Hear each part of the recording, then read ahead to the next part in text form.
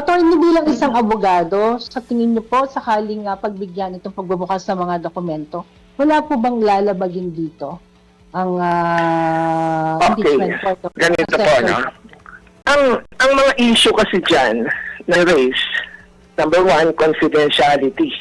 No, dahil sa National Internal Revenue Code, ang pagbubukas niyan, yung mga BIR records is pagka meron pahintulot ng presidente, pahintulot ng mismong tao, no?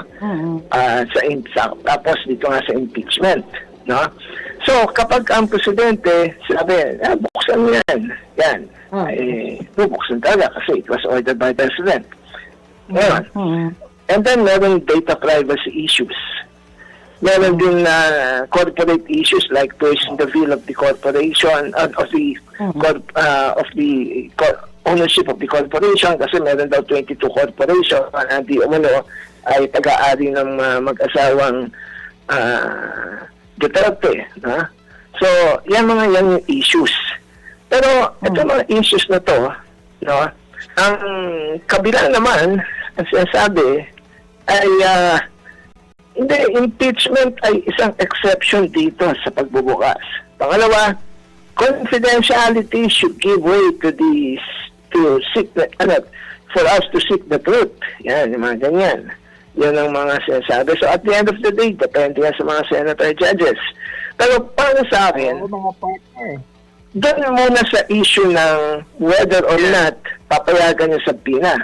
Ngayon, pag yan ay pinayagan, may option na yun yung depensa. Kung ayaw nila yun, ay maaaring pumunta yan sa Korte Suprema at kung mapapatunayan nila na may grave abuse of discretion yung pag-issue ng subpoena at magkaroon ng Supreme Court ng ruling dyan. Pero alam niyo, meron pong